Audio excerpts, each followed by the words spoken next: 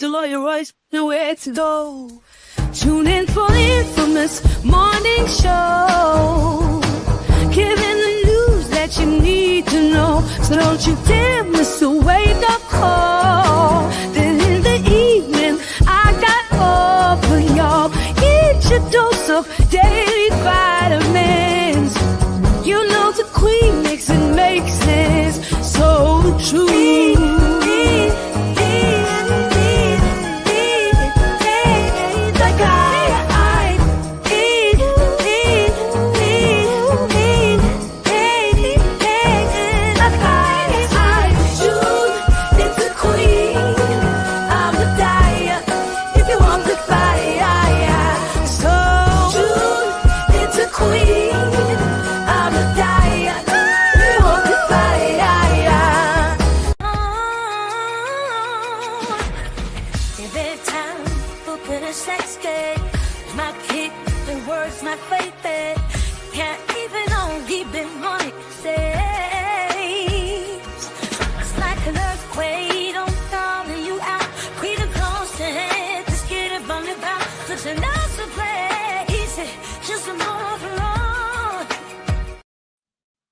All right. Hello, everyone. Thanks for tuning back in once again to the original Queen Ahmadiyyah Shakur show. I'm your host, Queen Ahmadiyyah Shakur, and this is your morning wake-up call. So as you're coming in, please feel free to go ahead and subscribe to the channel if you haven't done so already. Be sure to click that notification bell and click the word all so you're notified each time the Queen Goddess goes live.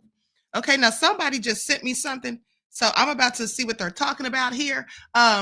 So I'm going to play a word from my sponsor where I look up this receipt. I want to shout out everybody. Shout out to all my loyal royals and specifically my moderators putting in work. All right. Hey, Buckhorse DC, Claudette, Lillian X, Terry Hinton, Don Joe, Patricia is here. Juju B is in the house. Most hated bronze flat power God. Donna is here. Nessie X, Lillian X, Marie 504 Nola. And I saw the elder Barbara Rashawn live in here. Shout out to you, beloved. We the people. Okay. Terry Hinton. Oh, God is here. All right, so that I've been saying, hey, Auntie Leah.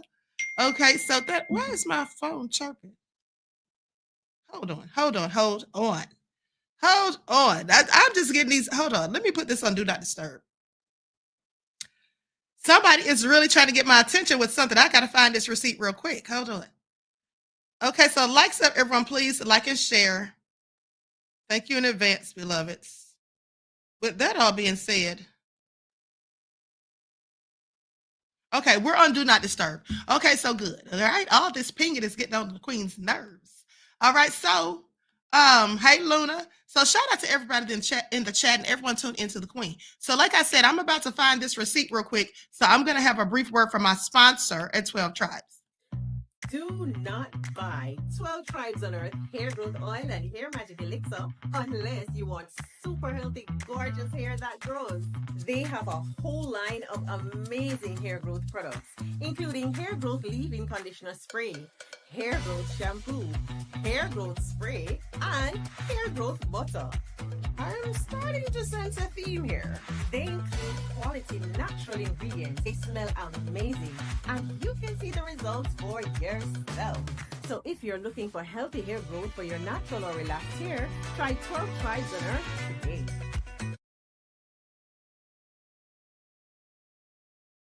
Don't forget you can purchase 12 Tribes for your hair at Etsy.com. You can also find it at Walmart.com.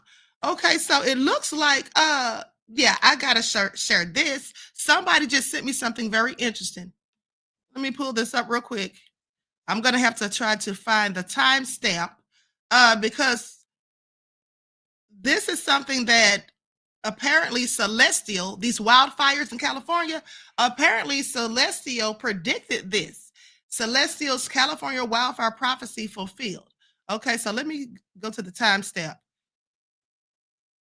And you know, some people were trying to go in on Celestial on TikTok because she had predicted that Kamala Harris would be the president, would be the next president. And, you know, Donald Trump won the election. And then people said, oh, she's a false prophet.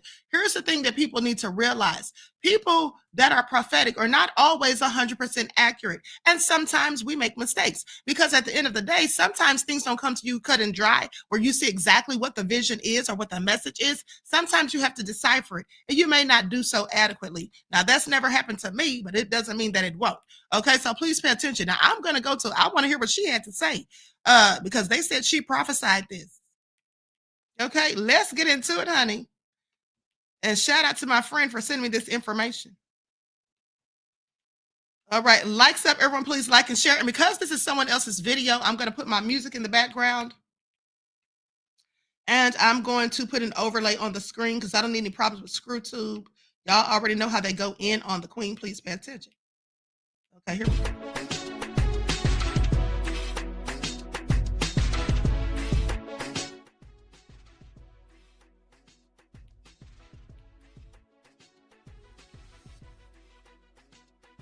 Okay, here we go. Let me get this overlay real quick.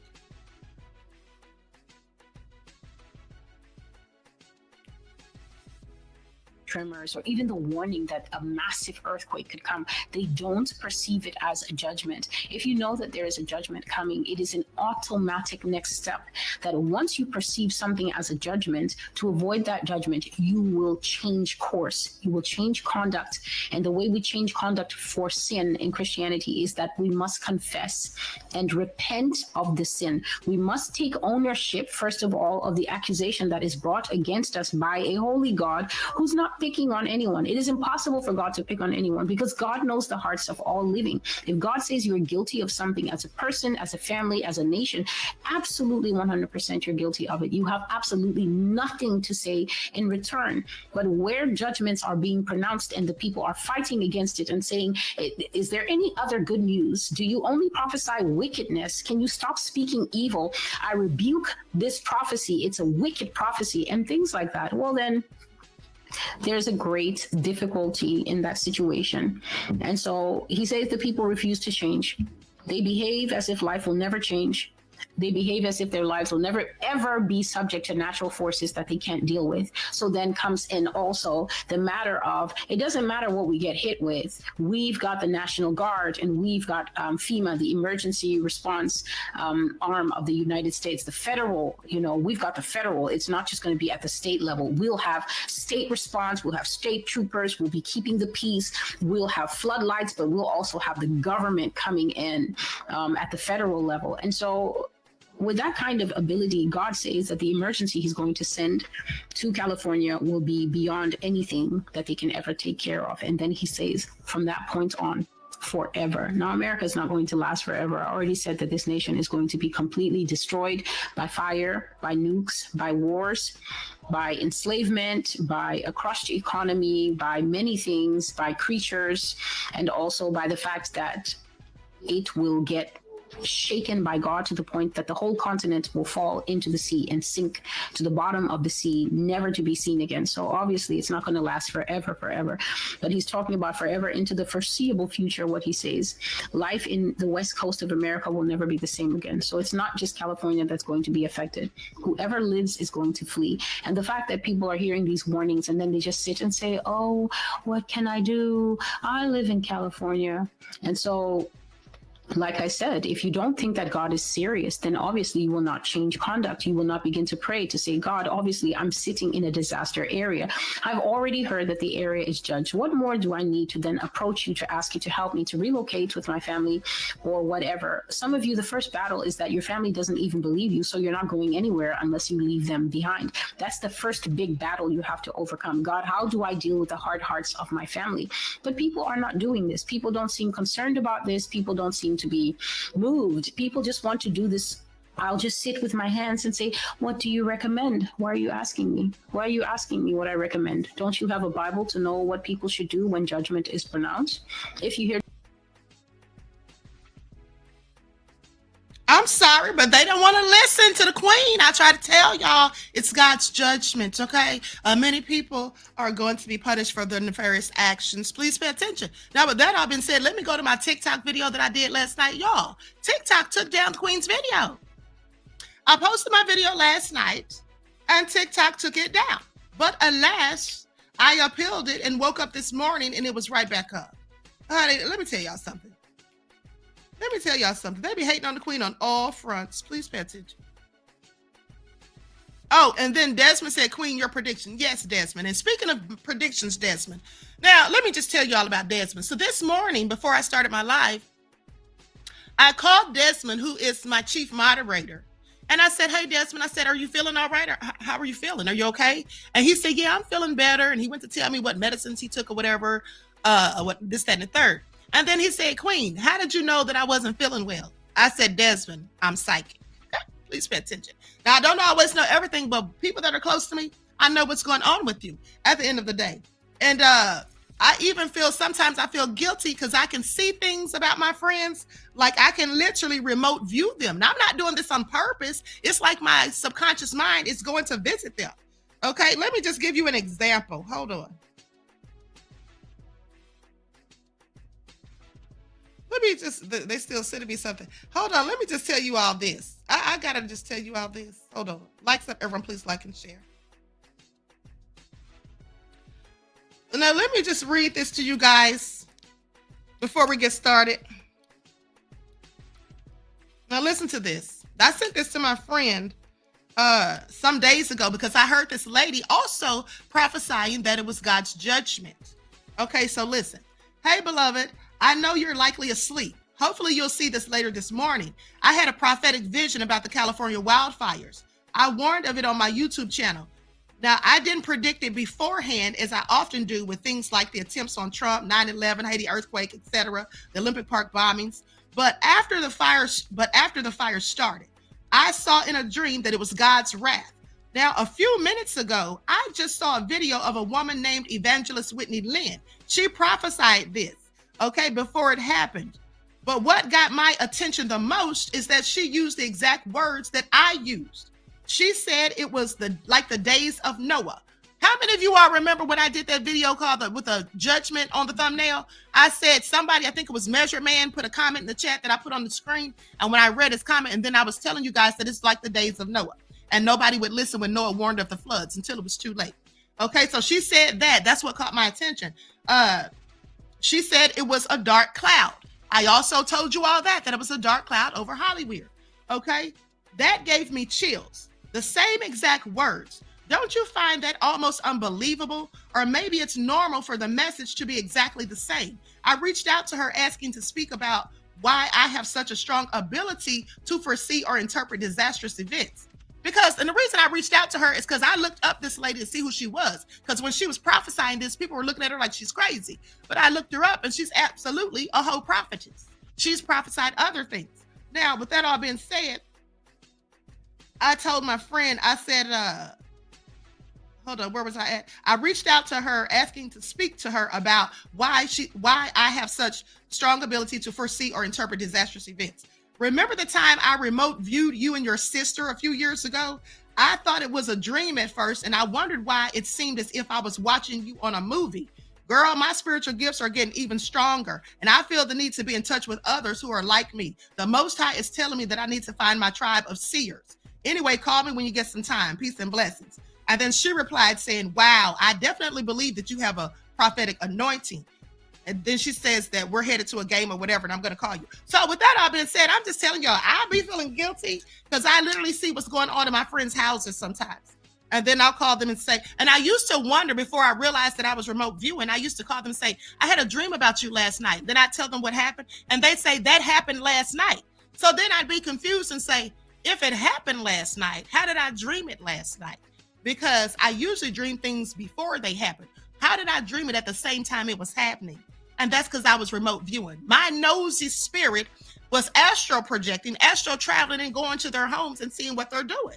This is all crazy. I had another friend, I called her one day and I said, girl, I said, last night I had a dream that you, your husband, and your son were in the house with the TV down and the lights off because the cops were outside with the warrant for your husband.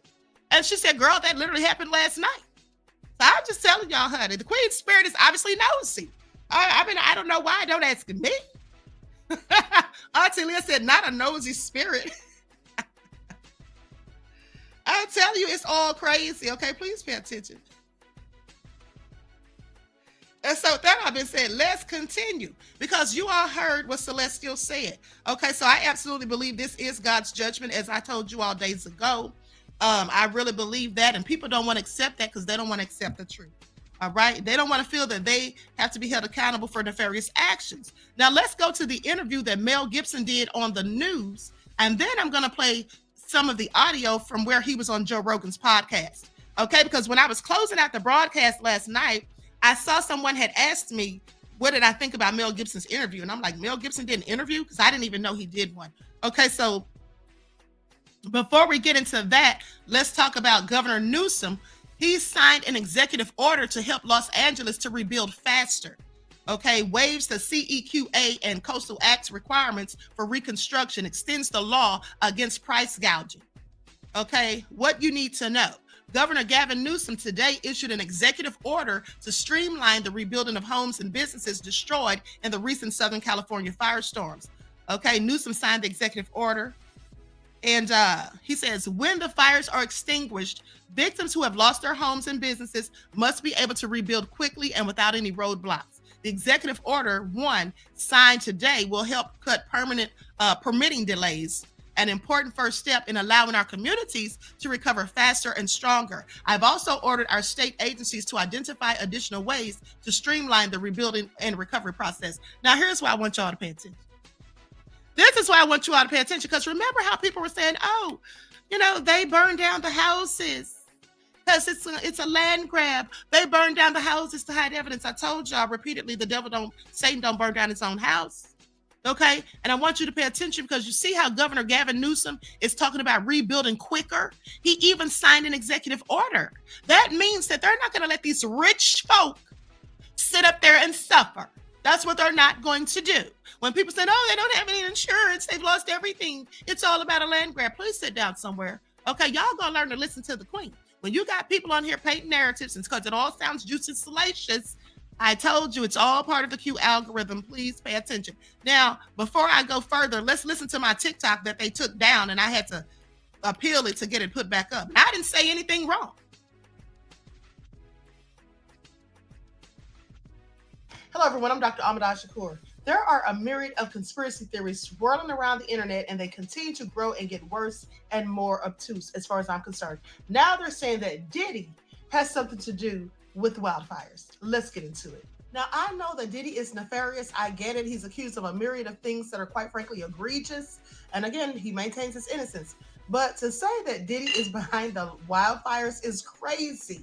It's crazy because, for one, he's locked up. And for two, why are all these other celebrities' homes burnt to a crisp, but Diddy's house remains standing? How does that make any sense? Please pay attention.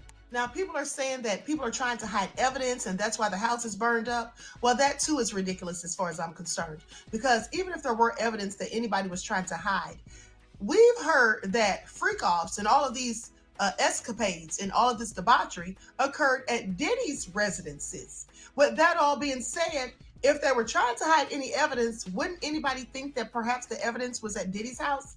But nonetheless, his mansion is still there, and other celebrities have lost their homes in their entirety. See how that makes no sense, and it sounds so ridiculous? Please pay attention. And also, I wouldn't even think that there would be any evidence to hide in Diddy's mansion, because for one, his home was already raided in March of 2024.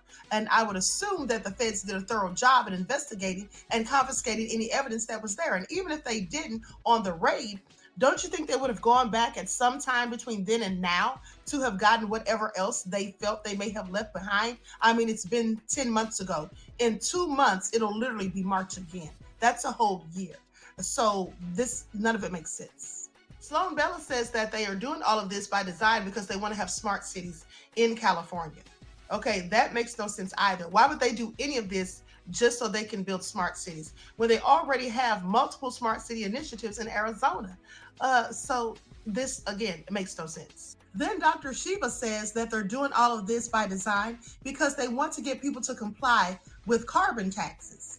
At the end of the day, since when does the government need us to comply with anything? If they want to give us taxes for whatever, they'll just make laws, they'll just create legislation so that we have to do it. And if you don't, then you can face consequences. So why would they do any of this for that reason? Again, this is all foolish. Please pay attention. Then Franklin Graham, the man that's in charge of the Billy Graham Foundation, came out and gave his 2 cents, which I also think sounds pretty foolish. So the evangelist Franklin Graham has told Premier he doesn't believe the fires ravaging parts of California are God's judgment on the material culture of Hollywood. Well, that's his opinion and he's entitled to it. But at the end of the day, I absolutely disagree.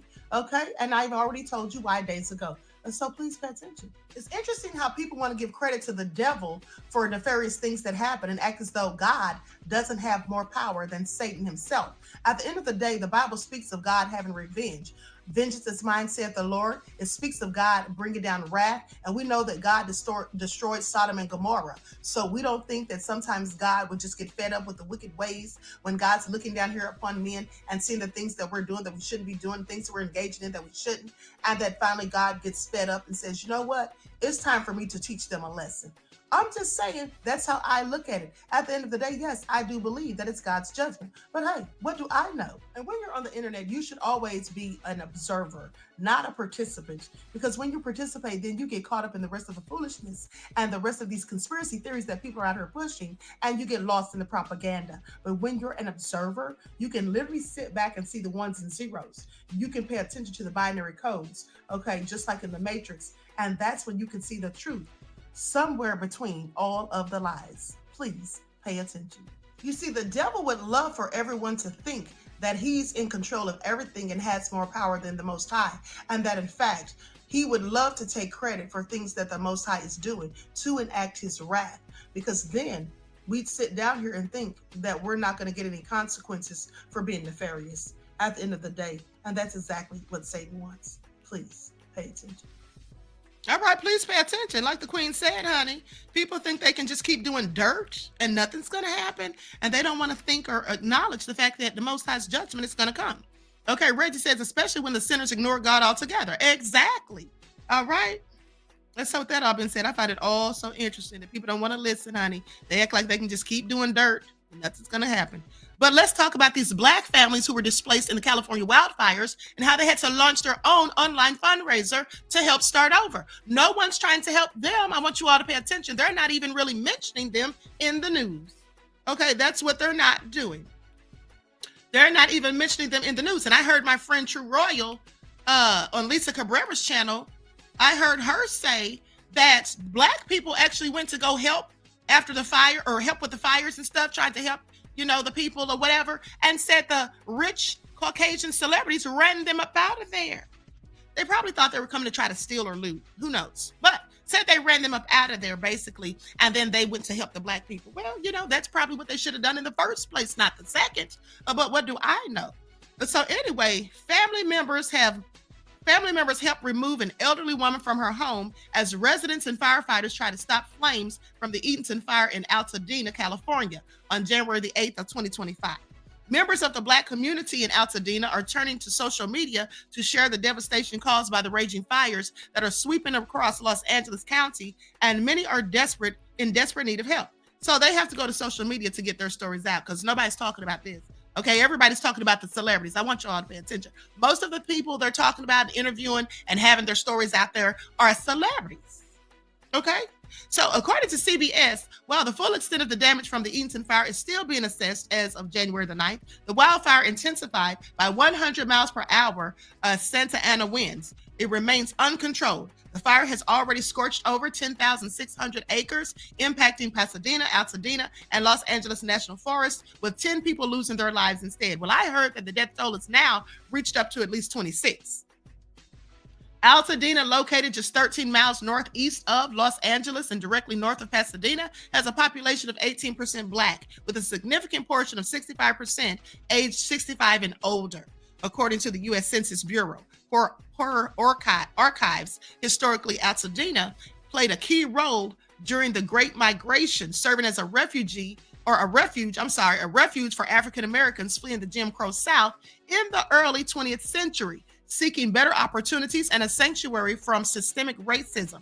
Now, many found a welcoming community in Altadena, where they established Black enclaves that became cultural and artistic hubs. These neighborhoods nurtured African-American artists, activists, and entrepreneurs, creating a tight-knit community built on shared experiences and mutual support. So you're hardly hearing anything about this. That's what you ought to pay attention. Hardly hearing anything about this, but hold on. Let me see if I can pull up this video. Here we go.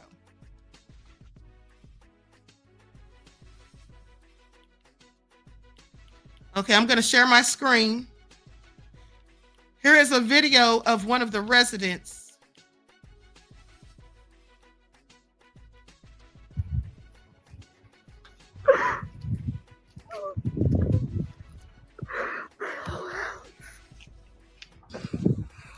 Our childhood.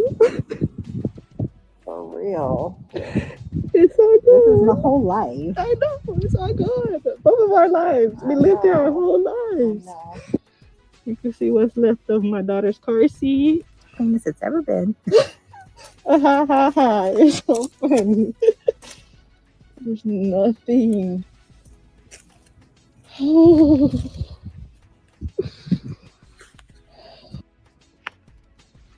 Homeless.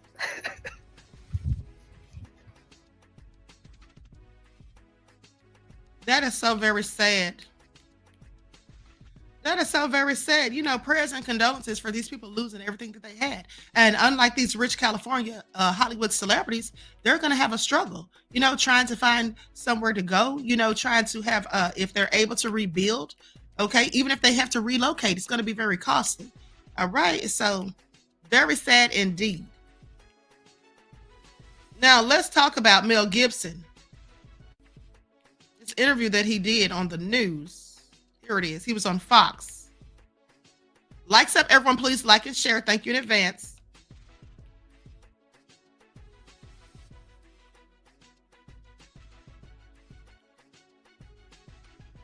Now, actor and Academy Award-winning director Mel Gibson, an old friend, a Malibu resident who tragically just lost his home to the Palisades fire.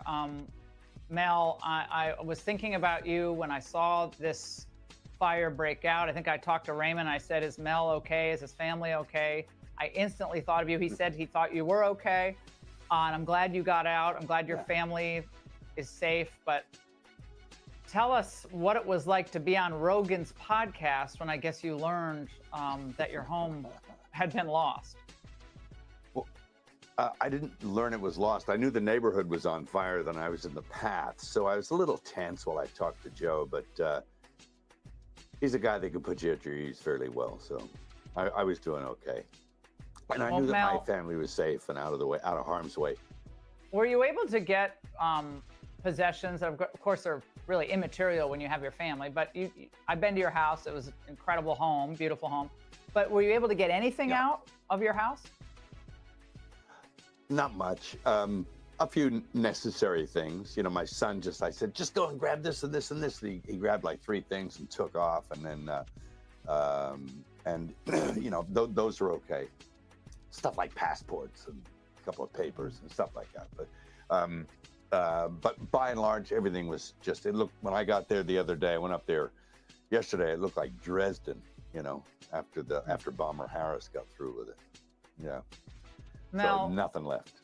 For those of us watching this from afar, try to convey to us the feeling of seeing your home, your neighbors' homes, and the community there at such a loss.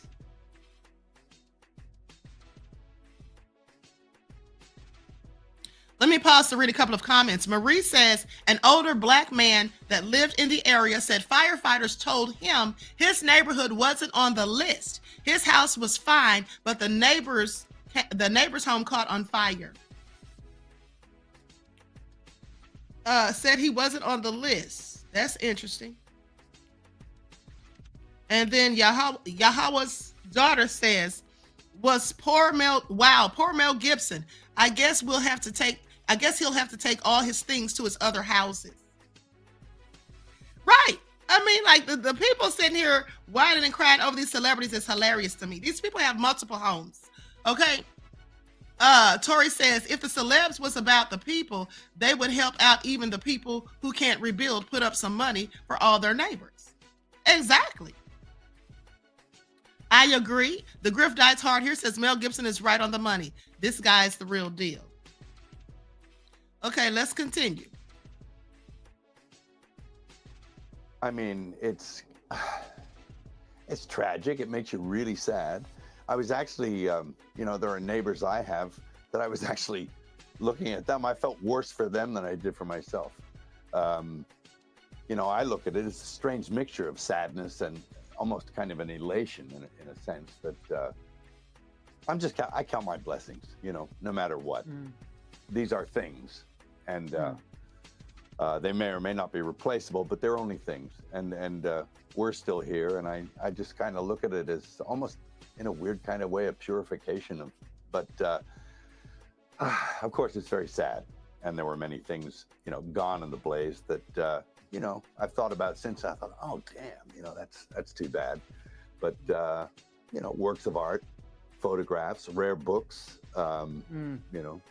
old books, some as old as 1600, crazy, Irreplaceable. and irreplaceable stuff. Yeah, so it is what it is, I guess. It was only a month ago that the flames threatened us 200 meters away on the other side.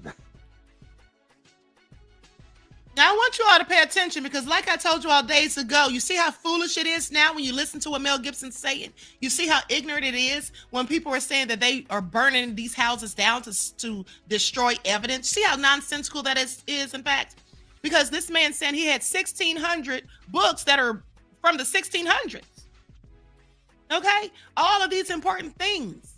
At the end of the day, I told you guys, if that's what they were planning to do, destroy their own homes, to destroy evidence, they would have surely taken out such things like that, memorabilia and all of the family heirlooms and things like that. Okay, these people were caught off guard. Some people are just so ridiculous with this Q algorithm way of thinking. And of course, the wind shifted and it came in and whipped and got us from the other direction. So it was an interesting. You've heard the. Go on. You've heard a lot of people say a lot of things about these fires. Obviously, the winds were horrific, but they were predicted. I know that last weekend, like Friday, Saturday, Sunday, they said this could be tragic with these winds if any fire starts. Sure. Sad 10 says, so you're taking his word for it? Listen, I don't have to take his word for it, beloved. I already told you it's ignorant for anyone to think that rich people burn down their houses to hide evidence. Yet Diddy, who we know was engaging in freak-offs and alleged nefarious actions, his house still stands. Okay, anybody who believes that is stupid. That's what they are. Insidiously obtuse, in fact. Anybody who believes that is a fool.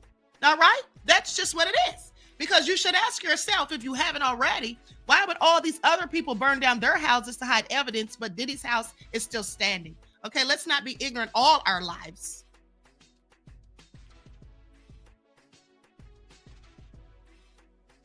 Do you believe in what you know so far, anything could have happened like this? Well, one always suspects that this might happen, but one thinks that the resources, and the capabilities of the men and women will be on standby, that they'll be able to cope with any situation that comes up. But apparently some people were asleep on the job, mainly our leaders there. But, that's something they have to live with. And but that's something that community has to live with. And it's really sad. I mean, I have many friends that are, looking for a place to put a roof over their heads, and kids, and they're traumatized. So someone should answer for it, but we'll see. I think we know who the culprits are. In fact, my son he's a member of the volunteer fire brigade. He sort of interfaces between LA County Fire and people, and they assist them where they can during, before, and after the blaze. And apparently the residents in Corral Canyon caught an arsonist up there. And the guy was all tooled up with fire gear and equipment and stuff like that, ready to go. And he had been lighting fires, but they corralled the guy in Corral Canyon and gave him to the police. So Yeah, there are apparently people that actively going around looking for these conditions. Yeah. Yeah, apparently, Mel, that individual was never charged. It's a very confusing set of facts because apparently he was reportedly trying to light things on fire, but it's not the fires, I guess, that they. I mean, it all seems very bizarre. But they have not ruled out that arson could have started the first fire. There's obviously still investigating this, and at the same time, Mel, there are numerous complaints, as you alluded to, that the fire hydrants did not have water or water pressure, and the LA fire chief herself reacted. Watch this. My stance on this is when a firefighter comes up to a hydrant, we expect there's going to be water. We don't control the water supply. Our firefighters are there to protect lives and property and to make sure that we're properly trained and equipped. That's my position on this. So if there's no water, I don't know how the water gets to the hydrants. Mel, reaction to that? Well, I know they were messing with the water, letting reserves go for one reason or another. They've been doing that a while. California has a lot of problems that sort of baffle the mind as far as why they do things. And then in the events like this, you sort of look, oh, is it on purpose? Which it's an insane thing to think. But one begins to ponder whether or not there is a purpose in mind. What could it be? I don't know. Do they want the state empty? I don't know. Well, Mel, there's already talk, and we played a couple of sound bites of reimagining the way rebuilding occurs. And obviously there's a great need for high density housing in California and across the country. That's a big push by the climate folks. And you're already hearing rumblings of that.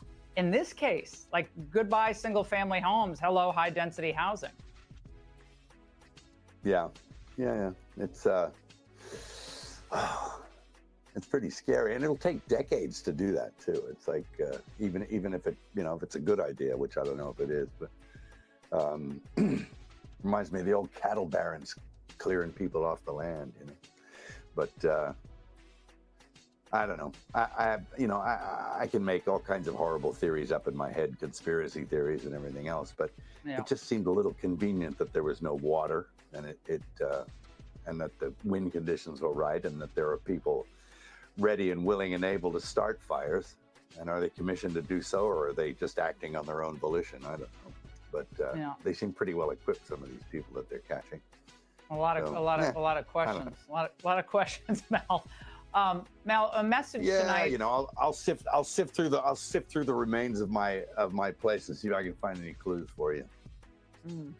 Mel, any message from you to Governor Newsom or Karen Bass tonight? Spend less on hair gel. That's it. What can I say to them? Not big admirer of either, but there you go. Now, with that all been said, I want you all to pay attention because, for one, we could say that it's sad and all of that, but at the end of the day, but Mel Gibson and all these rich people, they have lots of money and they'll be perfectly fine. Okay, let's think about how many times people who look like me have been displaced during Hurricane Katrina, only for people to come in and snatch that land. Okay, people who don't look like them. Okay, let's think about all the gentrification that has run them out of their neighborhoods. Let's think about all the cities of people who look like me that have been flooded. Okay, like right here in Atlanta, Lake Lanier. All right, Oscarville was the name of the city until they flooded. Okay, so with that all being said, sorry if I don't have a lot of empathy and sympathy for these rich celebrities who, many of them, in my opinion, engage in nefariousness that goes against what the Most High would have. All right. Luna says Esau will destroy his own and call foul. Well, maybe he will, but at the end of the day, that's not this. Now, if anyone was listening to what Mel Gibson really said, he seems to think that it was done on purpose, but not by him or celebrities, but by the state, the government. Okay, saying that there was no water. He finds it very convenient.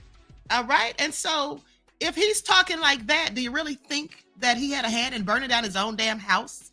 And like I said, again, if you think that's the case, you're an ignorant fool. Because for one, as I said, if anybody's going to burn down their property, they're going to take out the things that they know they can never get back. That's what they're going to do. Only a fool wouldn't. Or especially if you've already planned it out and know that's what you're going to do. You wouldn't leave expensive things like that in your house. You just wouldn't. Now, Pensacola says, destroy it all, Most High. Hallelujah. Teach that truth, Queen. Thank you, beloved. Thank you for your insight into the topic and your contribution to the channel. Peace, love, and blessings. All right. So with that all being said, let us continue, because now I want to go to the interview that he did with Joe Rogan. Okay, we're going to get into that. I'm just going to show a clip, but I'm going to put an overlay on this because I don't need any smoke from ScrewTube. Likes up, everyone, please like and share. Thank you in advance.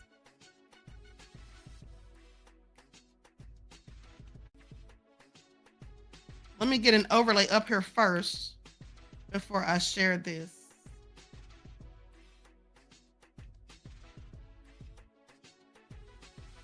We'll put Diddy up here.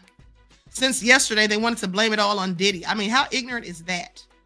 That some people will absolutely say anything just to try to push a narrative. Low vibrational thinking is where it all comes from, people. Please pay attention. This question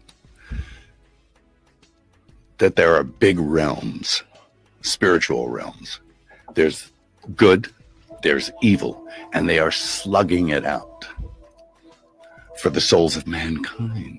And my question is, why are we even important? Little old flawed humanity, why are we important in that process where the big realms are slugging it out over us? And I think there's bigger things at play here. And institutions that purport to touch on the divine are necessarily going to be affected by that slugfest that's going on between good and evil. Right. And sometimes good gives up ground. Yeah. And maybe not on purpose. You know, maybe there's some deception involved or self-deception. Right. Co-opted. Like every morning when I wake up, I actually pray that I don't deceive myself. You know, because it's like, you know, your mind is a very funny place. Okay, so you guys heard that. He said it's a battle between good and evil. Now, I'll have to agree with him on that. It absolutely is a battle between good and evil. And what do people mean when they say a battle between good and evil? What do they say? What do they mean when they're saying good versus evil? Well, they're talking about God versus the devil. Okay, that's what they're talking about. That's exactly what they're talking about. God versus the devil. There's devils in Hollywood as far as I'm concerned. And at the end of the day, it's God versus the devil. If you're worshiping Baphomet, Baal, Moloch, and all of these things, engaging in satanic rituals, sacrifices, and all of this, well, God is against you. Okay? And that's how that goes at the end of the day. Now, if you don't want to believe that, then that's okay. So with that all being said, even when you think about the words good versus evil, take out the O from good and you got God. Put a D in front of evil, you got the devil. Okay, please pay attention. Vincent M said spiritual warfare. Charlotte said spiritual warfare. Exactly. I told you all this days ago. I literally told you all this days ago. Okay?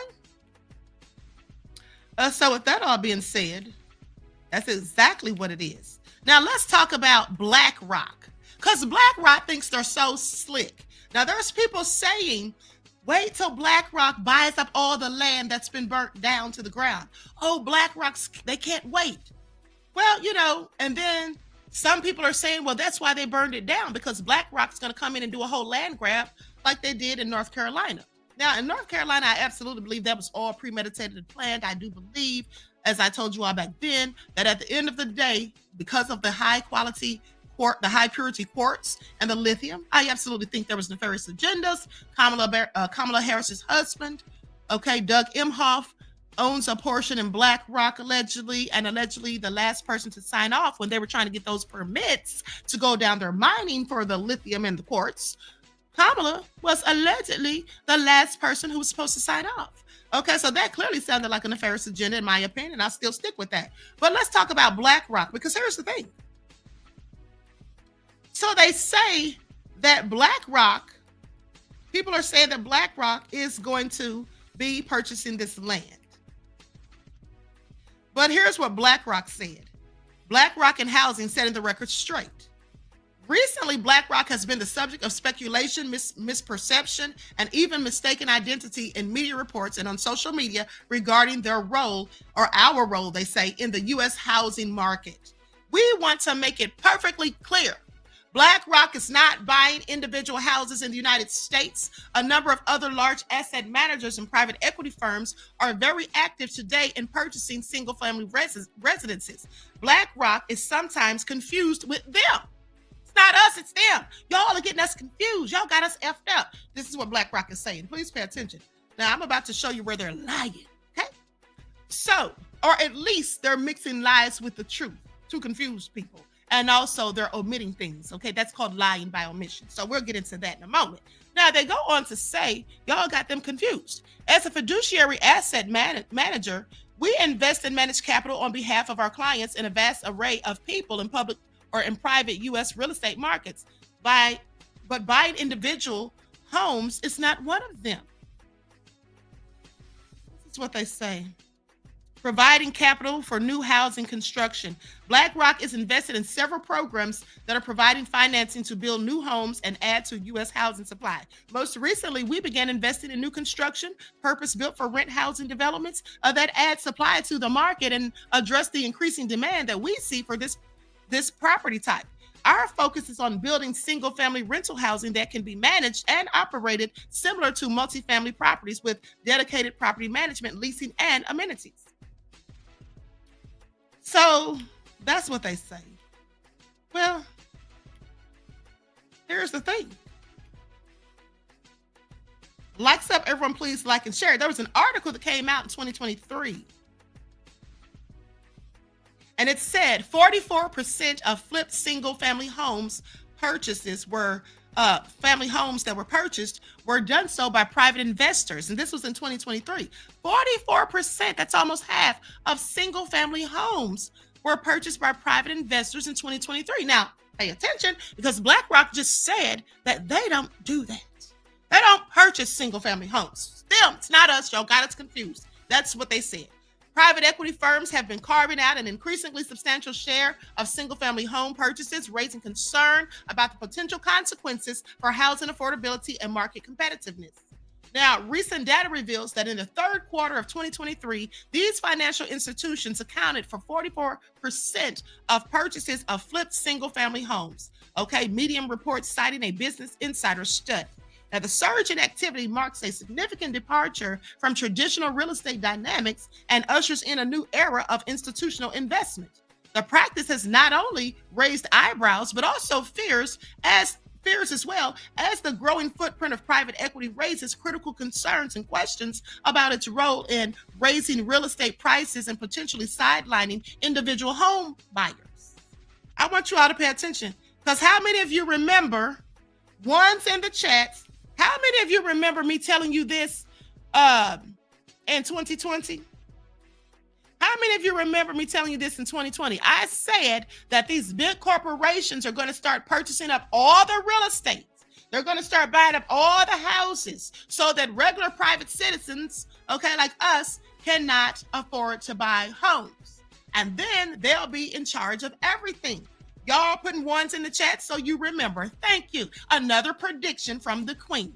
And now here we are. In 2023 comes this report about these private investors purchasing up these homes. And now people are fearful that it's going to make it more difficult for people to become home buyers. Okay, I told y'all this already. So, but now listen to this. Amid the housing predicament, some see the expansion of private equity as opportunistic. The National Multifamily Housing Council, a group representing landlord interests, has analyzed census data and presented findings that 38% of multifamily unit owners in 2021 were individuals, while investors snapped up 24% of single-family homes in the same time frame. Historically, investment firms and financial institutions had their sights set on multifamily properties such as apartments, leaving single-family homes largely to individual buyers. But now that's all changing.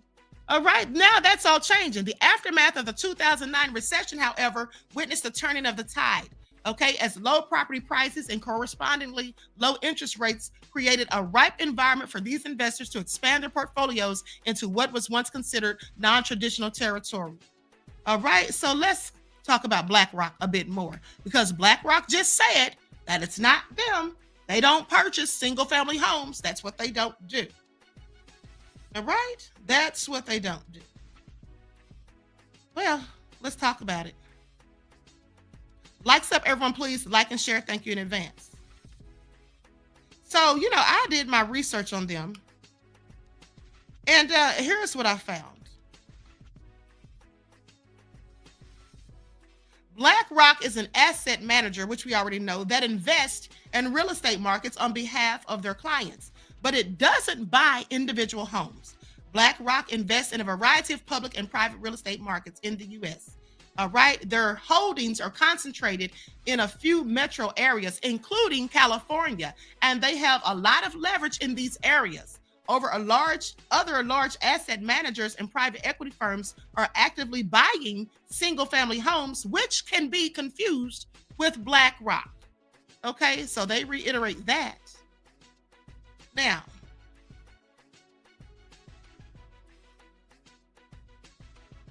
BlackRock does not purchase individual homes in the U.S., including in California.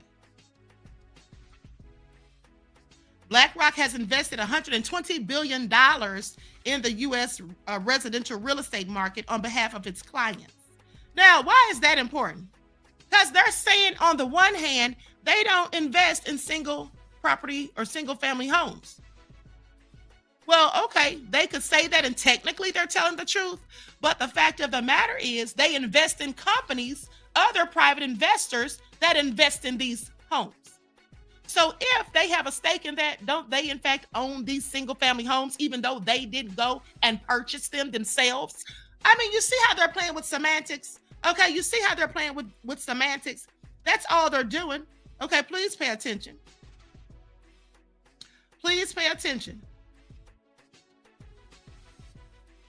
Now, in 2021, Blackstone, not BlackRock, Blackstone, they purchased 66 rental properties with 5,800 units in San Diego for about $1 billion. Since then, rents at these properties have increased by 38%, which is almost double the average rent increase for all apartments in the San Diego market. Now, why are they doing that? Because they want to own everything, and they want people like me and you to not be able to afford it. Okay, please pay attention. Not to be able to just go out and buy homes, and if you do, they're going to hike up the prices and all of that. Okay, so that only certain types of people will be able to purchase these things. That's the agenda. All right. Now, that was Blackstone.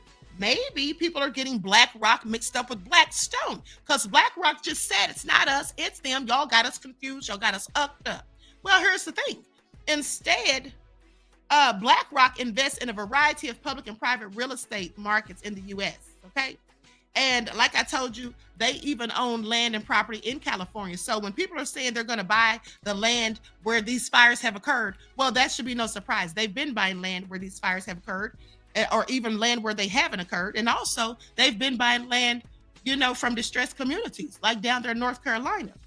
But here's the interesting thing. See, I want y'all to pay attention to the trickery of it all. See, I keep telling y'all that the devil mixes lies with the truth to confuse you. So yes, BlackRock says they don't buy individual homes, but guess who does? Blackstone does. And then you just heard when I told you they hiked up the cost of these rental properties that they purchased as well. So guess who owns a part of Blackstone? Oh, I'm sorry. You already know the answer. BlackRock. BlackRock's ownership as of January the 29th of 2024, okay, they own 6.5% of Blackstone. So when they're sitting there saying, no, we didn't do it. We don't buy these single family homes. We never do that. We just invest in private investors. Yeah, that's what you do. And those private investors are the ones buying up all the properties and all this real estate, hiking up the prices and trying to make it impossible for regular people to become homeowners. And then Blackstone or BlackRock is invested in them. So they're absolutely involved. Okay. They're trying to distance themselves from it. Okay. Blackstone's ownership structure. Let's talk about it. Blackstone is owned by a variety of entities, including public shareholders, directors, officers, and beneficial owners. Directors and officers have significant control through their majority holdings in partnership units. Institutional investors like BlackRock and Vanguard also play a key role in Blackstone's equity. Are y'all hearing this? Are y'all getting where the queen is going? Do y'all smell what the queen is cooking? I want you all to pay attention, okay? And so with that all being said, let's keep going. Now, how much real estate does BlackRock own? Since they don't buy single family homes, they just let other people buy it and then they buy into the other people so they can have part of the ownership. All right. As the largest asset manager in the world, BlackRock's ownership of real estate assets is a topic of significant interest and inquiry. With a staggering $8.5 trillion in assets under management, BlackRock's portfolio extends far beyond its traditional role of investing in publicly traded stocks, bonds, and other securities. In fact, real estate plays a significant role in its vast portfolio, but they want to tell us they don't invest in single-family homes. Okay, with BlackRock investing in and managing millions of acres of land, billions of square feet of office space, and thousands of properties all around the globe. Okay, y'all still falling for their BS? Because I'm not. Okay, BlackRock's real estate portfolio is managed by its real estate arm, Blackstone Real Estate. See, it's just the same snake with two different heads. And in fact, BlackRock and Blackstone used to be the same organization, but some time ago, years ago, they took a split. But BlackRock still has a stake in it. That's all I'm saying. Okay?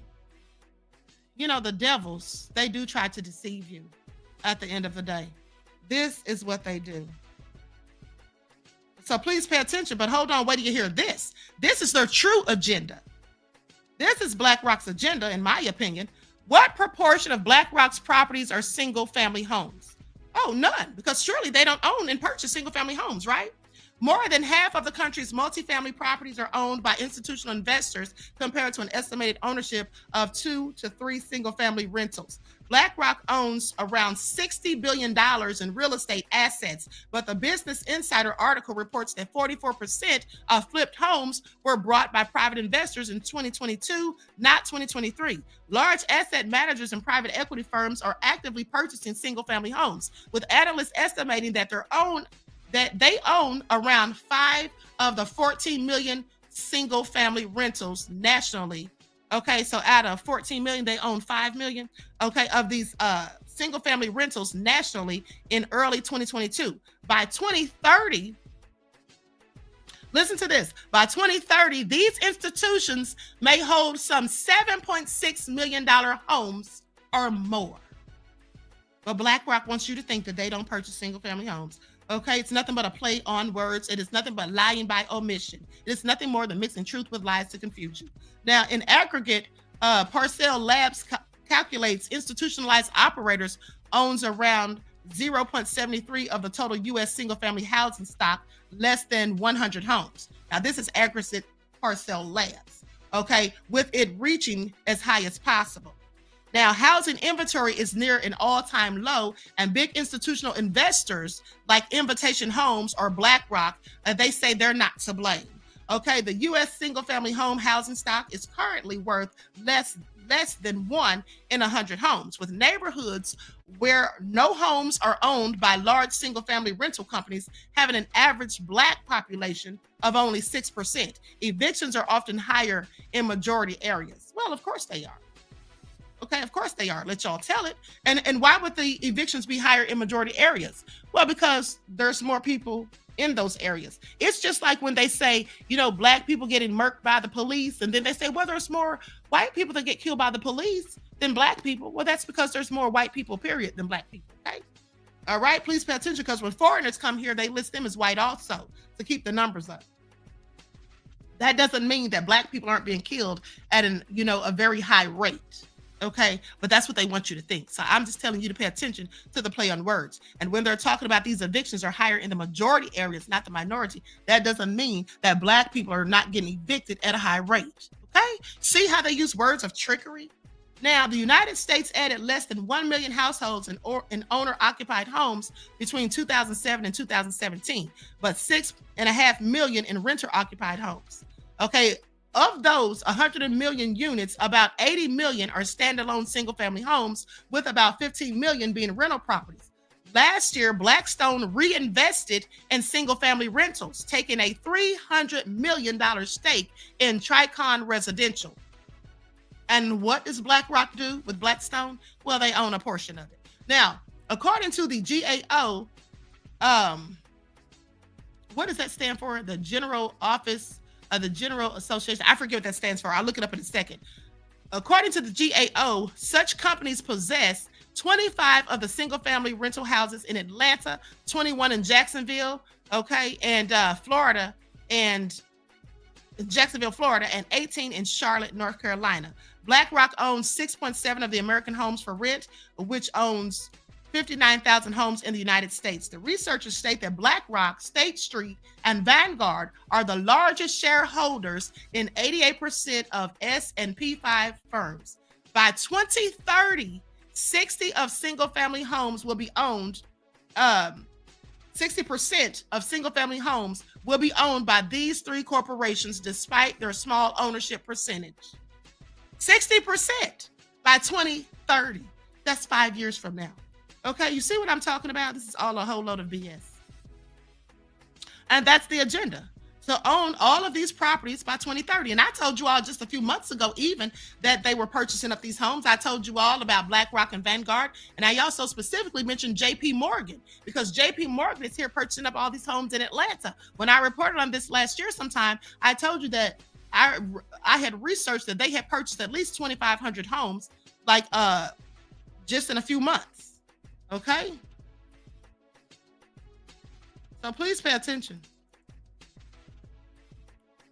Now, with that all being said, Government Accountability Office, that's what GAO stands for. I remember writing about that in a college report.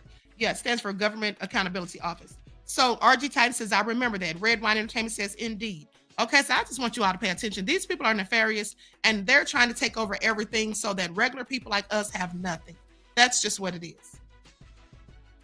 And then let's talk about Governor Gavin Newsom again before we leave out of here, because he's talking about conducting an investigation, which I find hilarious. He's going to investigate himself. Okay, I have a whole lot of questions, Gavin Newsom. Please pay attention.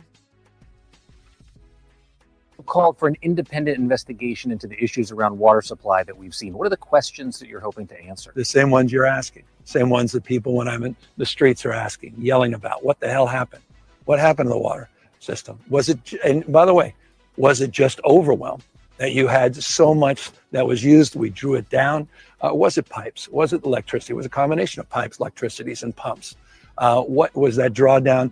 Impossible, because you lost 7,000+ structures right here anyway, and every single structure we lost had a pipe that was leaking, and we would have lost that water pressure anyway.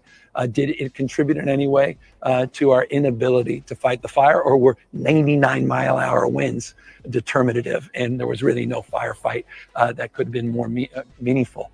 So all of us want to know those answers, and I just don't want to wait, because people are asking me. I want to know those facts. I want them objectively determined, and that the chips fall where they may. This is not about finger pointing. You say what to people who insist that these independent investigations or calls for them? Are you passing the blame onto other people? How could it be when we're doing an independent investigation and we just want the adjudication of the facts? As I say, it's not about finger pointing. It's about answering the questions you and everybody wants answered. And I think there's a propensity to wait to answer those questions. And people want immediacy. They want response and responsiveness. And so that's the idea. Thanks for watching. Stay updated. Okay, so you all heard that. Now I want you all to pay attention to how Governor Gavin Newsom seems to think that we don't know that he knows absolutely why those hydrants were dry. Okay, that's my opinion. He's talking about launching an investigation. So you mean to tell me that the governor himself doesn't know why they didn't have water in the fire hydrants? Okay, Claudette said word salad. Absolutely. Woody T said his hair gel started the fire. Okay. Remember that song, We Didn't Start the Fire? It was always burning as the world's been turning. Is that what he thinks? Leon says the have and have-nots. Exactly. That's exactly what it is, beloveds. That's exactly what it is. Five Rang says Newsom needs to be impeached and brought up on federal charges due to dude is a complete slime ball. But he won't be, because that's Nancy Pelosi's family. Okay, please pay attention. Okay, Odell says there are thousands of properties destroyed and thousands of people missing, courtesy of the Democratic Plantation and the Israel and the BlackRock, Blackstone corporations. Let me tell y'all something. This all is, in my opinion, Gavin Newsom's fault for not adequately preparing, for not ensuring that things were set in place for the next time they had a wildfire. You see, when Trump had a meeting with them back in September, that's what he was talking about. He was saying that it doesn't make sense that they're not prepared for these things when they in fact occur. Because in other parts of the world where they have a series of wildfires yearly or whatever, they don't have the devastation or the trouble or the difficulties putting them out as they do in California. And this is all due to poor leadership. Okay, Gavin Newsom sitting here talking about an investigation. He's the one who needs to be investigated as to why the hell he hasn't been doing his job. Okay, that's what needs to be investigated as far as I'm concerned. But at the end of the day, you know, it's a shame that Black people went to try to help these people and then they were run off and told that their help wasn't needed. Okay, they should have gone to their own people first anyway, as far as I'm concerned. Okay, because I'm quite sure when they showed up on scene, those people likely thought they came there to loot and steal. Okay, that's likely what they thought. Please pay attention. And you know, as I said, hold on, let me go to this real estate mogul. I forgot about this. Let me let you guys hear what this real estate mogul said about the entire thing. I'm going to share my screen. Likes up, everyone, please like and share. Thank you in advance.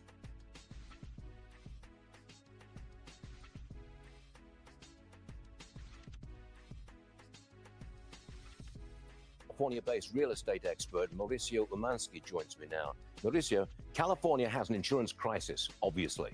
How are we going to handle it? Well, Stuart, it's just been an absolute mess. We've been in an insurance crisis now for many, many years. We've had a lot of disasters, and the government's going to have to step up. The state government, the local government. We're going to have to get help from the federal government. I predict that the damage is going to be north of $100 billion, and we're just going to need help from absolutely everybody. When it comes to rebuilding, how do you rebuild with all the regulations and permitting problems in California? How do you do it? Well, again, this is going to have to be a process. There's going to be a lot of questions asked right now. I think there's few answers. Obviously, we need to get a hold of the fire. We need to get people into houses, and we need to take care of all of our residents that have lost their homes, that have been displaced. You know, even if you haven't lost your home, the likelihood of getting back into your home for a short period of time is very unlikely. We've got to go clean the water. We got to get power back on, electricity back on. The government's going to have to step up and make permitting easier. Put up a task force that really gets, involved in all of these things and help with the rebuilding. Well, wait a second, Mauricio, do you really think that the current leadership in California is going to seriously reform the permitting process, seriously reform all the green regulations? The current leadership of the state, I don't think they're going to do it. Yeah, I hope they do, because that's who we have, and that's what we need, and that's what the residents need, and that's what I need here in the country, in the community. I don't think they're going to do it. They've proven time and time again that they don't have the means to do it, the brain to do it. They just focus on the wrong things. We're one of the largest economies in the world. We're the highest taxed economy in the state in the country. And we're just not doing things right. We haven't proven ourselves to do things right. But the optimism in me is hoping and praying that for the rebuilding of these communities that we're a very important part of, that we do the right thing and that we figure out how to do it, that they get a task force, that they get advisors around them, and that know what they're doing, and that they listen and that they actually act. But no, Stuart, they're not, unfortunately, they're not going to do it. I'm going to make a prediction. Within the next 2 years, a Republican will win statewide office in the state of California. That's my prediction. Mauricio, thanks for joining us. Okay, so you all heard that, but let's talk about BlackRock some more, because I almost forgot to tell you guys this. BlackRock says that they've quit their net zero initiative. Okay? They said they've quit their net zero initiative. So basically, because they had said in the past that they're buying up these properties and stuff to help with climate change or whatnot.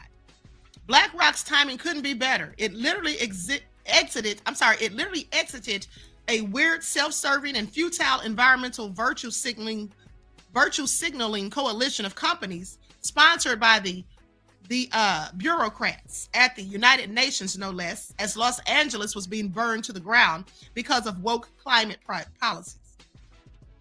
Because of woke climate policies, they say. Now, corporate leaders are getting the memo while progressives are left to sift through the ashes. Last week, the Post was the first to report that BlackRock was leaving the Net Zero Asset Managers Initiative, an unbacked group of institutional investors who say they want to save the world from climate Armageddon. It sounded like a good idea when BlackRock joined a few years back. The corporate ecosystem went hard left out of alleged necessity. So the killing of George Floyd by a Minneapolis police officer was evidence that the country was systemically racist. Hence the need for racial quotas in hiring through the practice of diversity, equity, and inclusion policies. Now, the world was changing fast, and the working and middle class needed to be indoctrinated on left-wing dogma, just like they do to people in Europe or our neighbors up north. Team building seminars were replaced by critical race theory seminars preaching the evils of the freest place on earth. Now, TV commercials, they needed to feature trans women sipping on Bud Light because American workers needed to be reminded of intersectionality 24/7. Now, on top of all of this, the environment needed to be protected at all costs. Al Gore's dystopian prediction of massive climate change that would destroy the U.S. economy was heading for us like a runaway freight train. Scary stuff, right? Which is why asset managers like BlackRock, the world's biggest, but also JP Morgan, and State Street joined the Untied Group and others like it and began investing in a way that made sure the environment would be protected from dreaded climate change. Climate change is total BS in my opinion. That's just me. Now, of course, they left out several key facts in their proselytizing. First, none of these businesses or charitable institutions, they're publicly traded companies. So if they're going to make the world a better place, they better make money doing it, right? The money spigot was known as ESG, or environmental social governance, investing which uses the power of the investment dollar to tell management what to do.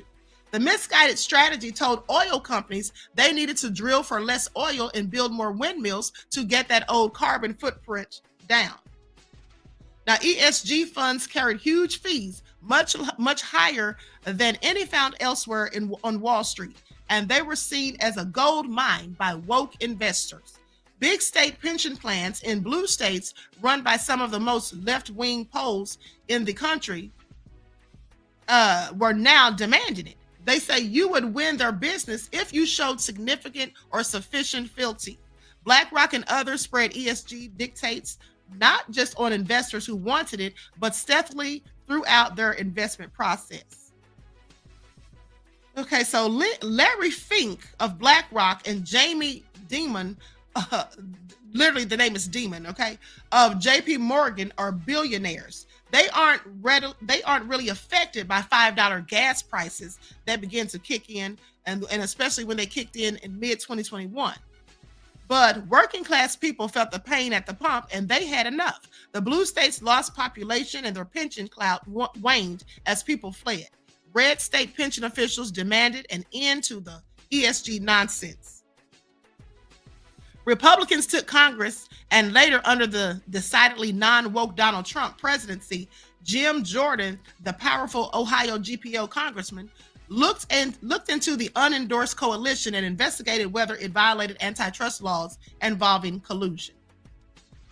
Now, it was one reason cited for BlackRock's departure.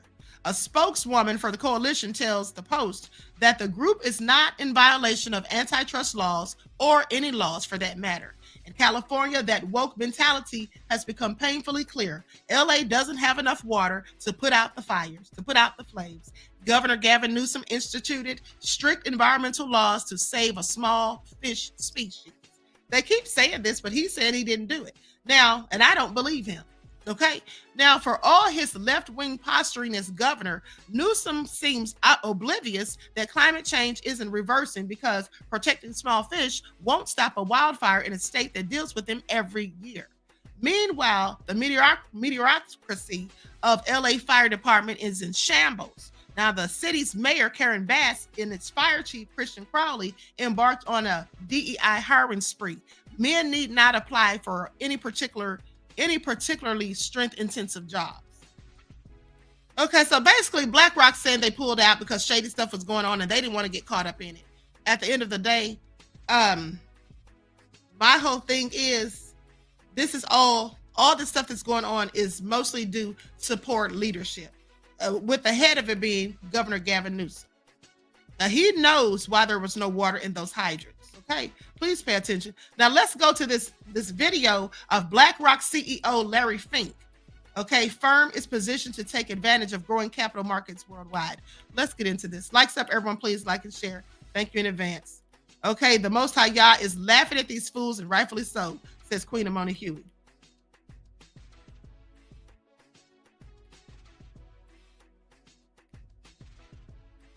File your taxes 100% free in the app if you didn't use us last year.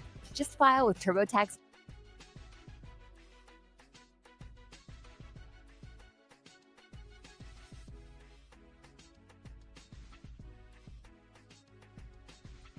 And Larry, congratulations. You are doing the impossible. You're organically growing the largest asset base in the world at a level that's high single digit. It's impossible. So tell us how you're doing it. Well, hi, everyone. How are we doing it? I think it's, we also had our 25th anniversary a couple of weeks ago or last week. I think we positioned the firm to take advantage of the growing capital markets worldwide. I think the foundational belief when we started the company 37 years ago, when we went public 25 years ago, was about more and more of the world's economic growth will be financed through the capital markets. And we positioned ourselves in that in all different measures. In 2009, when we did the acquisition of BGI, we had a belief that ETFs are going to be one of the vehicles in which we're going to be doing more and more economic activity. When we bought BGI, iShares at $340 billion. Today is $4.2 trillion. Even in 2012, when I think on this show I said ETFs are becoming the major engine for fixed income, we crossed $1 trillion of fixed income ETFs. And now what we are seeing through the capital markets is the blending of privates and publics. I think we're going to see portfolios that are going to be looking at publics and privates in a blended way. And that's why analytics and data are going to be even more and more important in the private area. We acquired Frequent. We'll close that at year end. I think that'll be the major component of making privates even larger and the role of the capital markets even bigger. So we're seeing now private credit becoming more the domain of the capital markets, away from banking and insurance. This is all a part of the growth of the capital markets, and BlackRock's now positioning over the next 5 years of becoming a large-scale player in India. And what we are working on creating a whole new retirement platform in India with our partners Geo. So all of this is just building on the capital markets. And then importantly, when I think about our role, we own a large share of every company in the world in their credit business and in their equity. And so we're perceived as a long-term investor, a partner with all these corporations. We're not this transactional firm going in and out. And so when you think about things that were going on, they're coming to BlackRock both for how can we expand our platform. We announced a few weeks ago our Microsoft MGX. This is it. Right. September 17th. Right. And, it's about BlackRock helping and playing a role. That also explains the industrial logic of why we did GIP. Right. Which you just closed. Which we just closed. Okay, I've heard enough. Now he's sitting here trying to act as though BlackRock is trying to help people. Okay. And I also want you to pay attention to how they said that they've dropped out of that initiative. So basically they're trying to allude to the fact that they're basically trying to say, oh no, we're not going to try to rush in and buy the land that was burnt up in California during these wildfires, because we've pulled out of that initiative in the nick of time, mind you. But I want you all to think about something. Latasha says, looking beautiful as per usual, Queen. Thank you, beloved, and thank you for being a member. Okay, peace, love, and blessings. Now, here's the thing. First off, hold on, let me pull this up real quick. I don't know if you all know this, but these California fires are going to be costly. Okay, we know they're going to be costly, but they're going to cost other things too. Like this is going to tank the stock market. Please pay attention. This is going to tank the stock market to some degree. But another thing is this. Okay, so let's start with the news that came out late yesterday that BlackRock quit the Net Zero Asset Managers Alliance. Okay, so they just gave it all up. Let them tell it.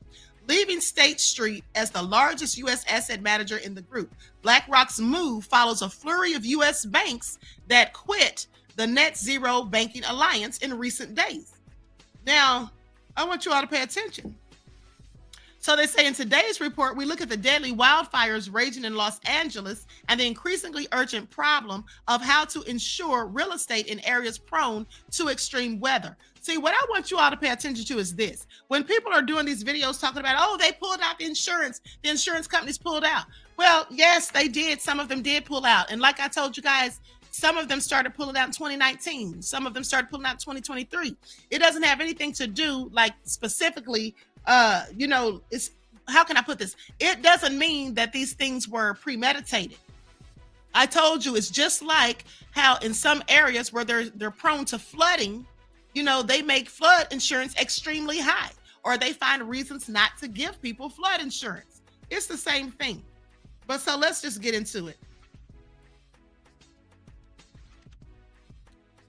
Now, as insurers flee California wildfires, the housing market takes a hit, according to a study. Nearly 180,000 residents were under evacuation order last night as uncontrolled fires burnt tens of thousands of acres across Los Angeles. The fires, which broke out earlier this week, have ripped through parts of the U.S.'s second most populous city, and last night the Santa Ana winds were just picking up again. Now, while the wildfires are not new to California, their increasing severity is driving a serious problem for the state's economy. The dwindling availability of homeowners insurance. Okay, early estimates suggest that insurers could face payouts as high as $20 billion from the latest fires, even after they've moved in recent years to reduce exposure to vulnerable properties in the state, with serious implications for California's housing market. And didn't I tell you guys just days ago that some of these insurance companies, they'll take your money every month, but then when something like this happens, well, some of them would rather pack up and flee than to pay out what they need to pay out. I told you all this days ago. So now here this comes out yesterday. Now, a paper published this week found new evidence that homeowners have been moving away from fire-prone areas when insurance companies reduced coverage. In studying the California market, the researchers found that as more insurers refuse to offer coverage for high-risk homes, the number of home loan applications declined. They say decreased insurance availability alters housing demand by signaling increased risk in a particular area. Okay, this was in a news report written by researchers from the Federal Home Loan Mortgage Corporation and the Environmental Defense Fund. Now, California is the U.S. state most affected by wildfires as of 2023, according to the National Interagency Coordination Center. Extreme heat and longer droughts have driven more intense fires, and that has prompted insurance companies to flee. So at the end of the day, that's what I'm trying to tell you guys. They've been doing this. So when you hear people saying, oh, this is the government, and this is why the insurance companies pulled out, they dropped their insurance. This has been happening, okay? And especially if you lived in what they deemed as a higher risk area for the fires. Now, the new research paper said that after devastating wildfires in California in 2017 and 2018, insurance companies declined to renew policies on more than 660,000 homes in the following 2 years. All right, now California is trying to fix the system. At the start of this year, the California Department of Insurance started accepting pre-application petitions from homeowners to more accurately assess their wildfire risk. This move should help insurance companies to offer fairer coverage plans. They say this is a pivotal step towards fostering a more resilient community, one that is better prepared to face the escalating threats posed by wildfires. Okay? And this is what Fira Sellas, Director of North American Wildfire Models at Moody's, said. Now, these tailored petitions will encourage homeowners to adopt fire-resistant building materials, create defensible spaces, and implement other risk reduction measures, thereby potentially lowering their insurance costs while enhancing safety. So they're likely going to start using, materials that are not likely to burn as quick. And in one case, I did see a video where there was a man who his neighbors' homes were all burnt, but his house was still standing. And that's because he used fire-resistant building materials, which cost significantly more, but you can see it was worth it because his house is still there. Now, the fires are being closely watched by the stock market as well. Edison International, a utility for Southern California, saw its shares sink this week. Its shares are down 14% from the start of the year. U.S. stock markets were closed yesterday, of course, for the funeral of President Carter. Now, they say analysts at Morgan Stanley were cautiously optimistic that Edison Equipment did not start the fires. If the company is found to have been negligent in any way that led to the fire, then it would need to reimburse a state wildlife fund up to $3.9 billion, according to Morgan Stanley. As climate change continues to foment extreme weather, insurance companies are eager to build or to pull out of vulnerable markets. In 2023, we reported about insurers abandoning Florida as stronger hurricanes hit the state. See, these insurance companies always flee. Okay, so let's not believe the conspiracy theories and say, oh, these people's houses set on fire. They're trying to, get rid of evidence. Or these people's houses were set on fire and, it's a land grab and they're not even, going to give them insurance. They're not going to even be able to rebuild. Please stop it with the foolishness, okay? We know how insurance companies get down. And if you don't, then you should. All right.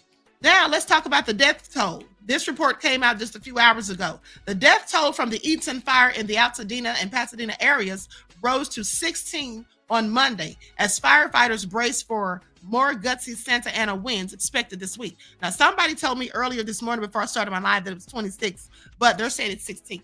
Sunday morning, Los Angeles County Sheriff Robert Luna said 3 deceased bodies were discovered in the rubble the previous day, saying yesterday we started a search and rescue operation out in the Eaton area, where in the first day of this operation, grid searching, we searched approximately 364 properties in the Altadena area. And unfortunately, during that search, we did locate 3 deceased.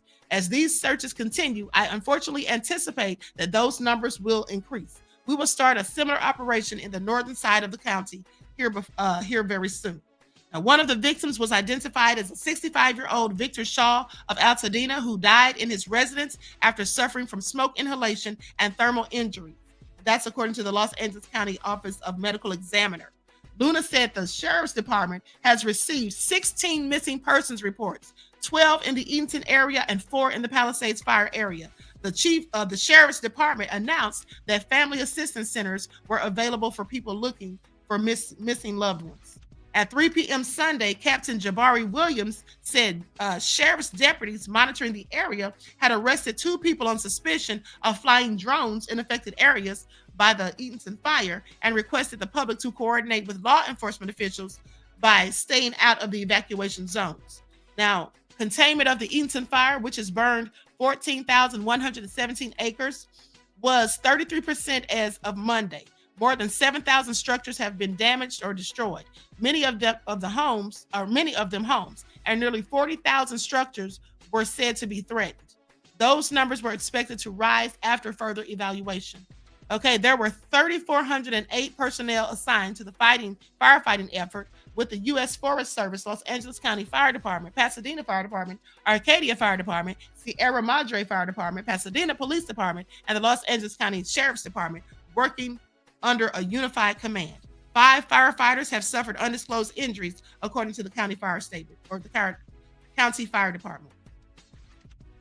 Now, it goes on to say that the fire reported that detailed damage inspection maps for properties within the Eatonton fire footprint shows damaged or destroyed homes, as well as homes that are not damaged or destroyed. And that can all be found at the fire.california.gov/incidents website. Okay, if you want any more information on that. As an army of firefighters worked overnight, clearing more lines of vegetation around the fire while cutting down falling trees that were making it dangerous for firefighters and the public to get around. Okay, so I'm going to stop right there. You know, we can go on and on because there's a whole lot of stories coming out. But what you all need to be paying attention to is the fact that this is absolutely the Most High's judgment. Okay, no matter how you want to slice it, you know, we could say it was arson or whatever. Even if it was, I'm still telling you what it is. All right. And I don't believe it was arson, and they haven't been able to substantiate that. And as to my knowledge, no one's been arrested for arson. Again, I tell you, that man was arrested for having a felony warrant. And people have been arrested for looting. Okay. Odell Bay says it's no coincidence that a whole Black neighborhood and community was destroyed in Altadena, California.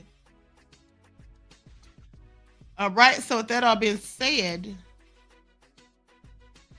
Tyology Terry says, I bet Diddy turning over in the, you bet, hold on, Biddy? Who is Biddy? I thought it said Diddy at first. Hold on. It's turning over in the spiritual realm. Who is that, beloved? Leonard Yuda says, I call it Bruce's revenge. I'm just saying. Okay, Bridget Mason. Okay, that's what you're talking about. Okay. Now, with that all being said, listen. You can always see the company's investments on a particular stock when they buy, you buy. Right. And right now, I would think that people should be buying Home Depot and Lowe's stock since they're going to be rebuilding. That's all I'm saying. Okay, so with that all being said, you know, I got to go check on 50 Cent. Everyone, please go check on my boyfriend, 50 Cent. 50 Cent, call the queen and let me know you're okay, beloved. I had dreams about 50 Cent all last night. I was dreaming about 50 Cent. I woke up, went back to sleep, still dreaming about 50 Cent. Woke up, went back to sleep, still dreaming about 50 Cent. So 50 Cent, please let the queen know what's going on. I need to make sure you're okay and that no one's trying to do anything nefarious to you at the end of the day and that no shady allegations are coming out. Y'all better not mess with 50 Cent. It's all the queen saying. Okay, y'all know I love me some 50 Cent, honey. Please pay attention. Y'all know I love me some 50 Cent. Maybe that's why I was dreaming about him, but I was definitely dreaming about 50 Cent all last night. Like I said, I'd wake up, go back to sleep, and the dream would continue. Okay. So what's going on with 50 Cent? I'm going to have to check on him, all right? So I hope you're okay, beloved. The queen loves you. Please pay attention. Okay, so that all being said.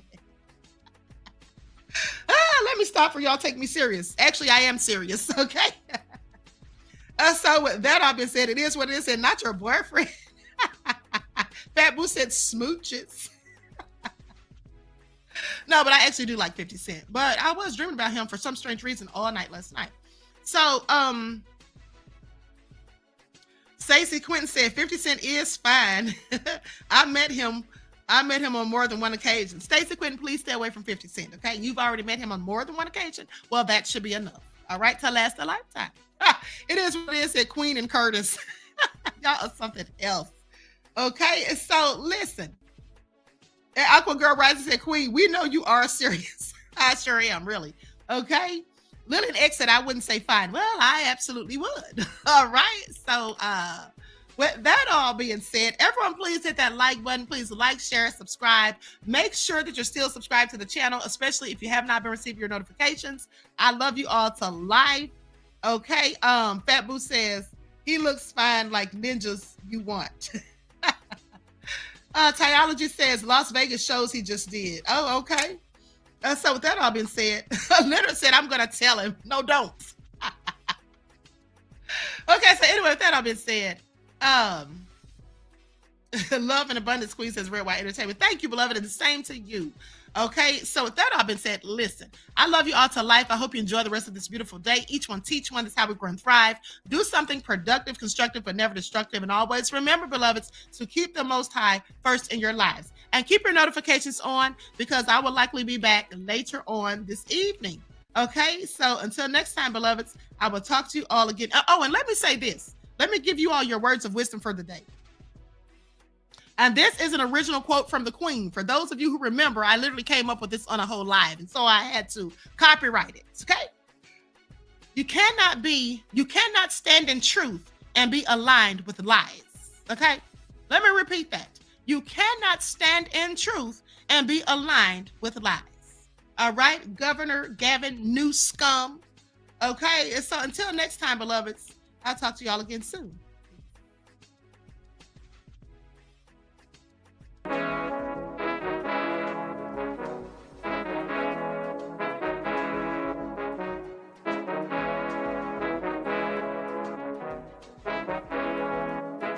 Yo, Nick, hit him with that flavor. Sold all in my skin, God all in my blood.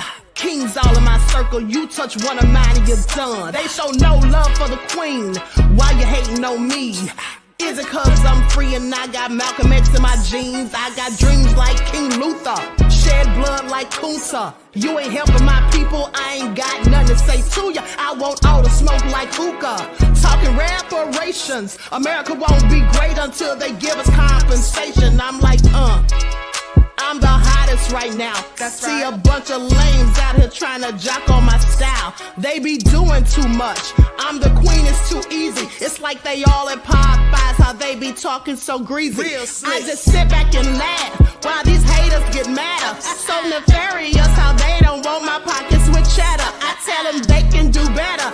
These snakes in the grass can leave a bite on your ass, cause y'all be trusting too fast. I got my foot on the gas, other one on they necks. Dropping receipts on haters, you better show some respect. I'm never facing regrets, we only facing the threats. Running through every challenge like a relay, break no sweat. It's a cold game, so I got that blanket with me.